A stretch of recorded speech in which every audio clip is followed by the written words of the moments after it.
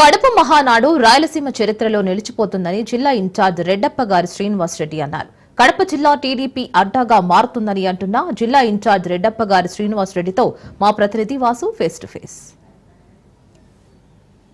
అత్యంత ప్రతిష్టాత్మకంగా నిర్వహించబడుతుందంటున్నారు కడప ఇన్ఛార్జ్ రెడ్డప్పరెడ్డి శ్రీనివాసరెడ్డి. దీనిపైన మరింత సమాచారం చెందుకు శ్రీనివాసరెడ్డి మనతో పడినారు. సార్, ప్రధానంగా ఎట్లా ఉంటుంది అంటే మీ నియోజకవర్గంలో మీ కడపలో మహానాడు పెట్టారు, చాలా విమర్శలు వస్తున్నాయి. మేము కలెక్టర్కి ఇచ్చినా సరే మహానాడు ఆపలేదని ఎట్లా ఏమి ఇచ్చారు కలెక్టర్కు?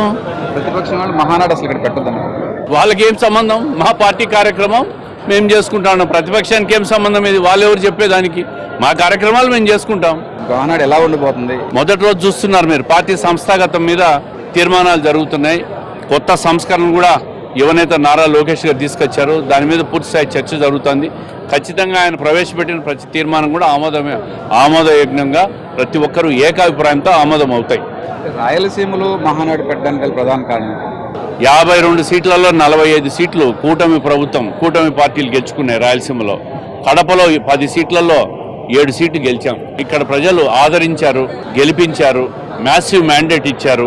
ఈ ప్రాంతాన్ని అభివృద్ధి చేయాలా, ఈ ప్రాంత ప్రజలను గౌరవించాలని చెప్పి రాయలసీమ నడిబొడ్డునున్న కడపలో ఈరోజు మహానాడు కార్యక్రమాన్ని ఇక్కడ ఏర్పాటు చేయడం, ఇది రాయలసీమ ప్రజల గౌరవార్థం ఏర్పాటు చేసిన కార్యక్రమం.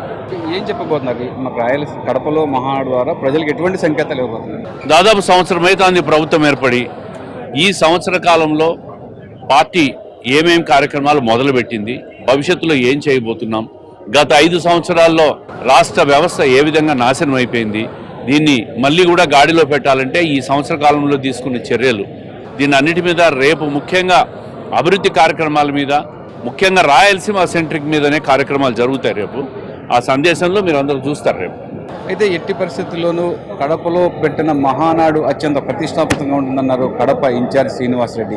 దీనిపైన ప్రధానం చూసుకుంటే కనుక ఎవరు ఎట్టి పరిస్థితుల్లో కూడా ఎన్ని విమర్శలు చేసినా రాయలసీమలోని కడపలో జరగబోయే మహానాడు టీడీపీ చరిత్రలోనే ఒక నూతన అధ్యాయాన్ని నెలకొల్పుతుందని, కడపలో జరుగుతున్న మహానాడు ద్వారానే ప్రజలకు, కార్యకర్తలకు, నాయకులకు, రైతులకు మేలు జరిగేలా ప్రధానమైన ప్రణాళికలు రచిస్తామని అన్నారు. కెమెరామెన్ సాయితో వాసు, మహానాడు, కడప.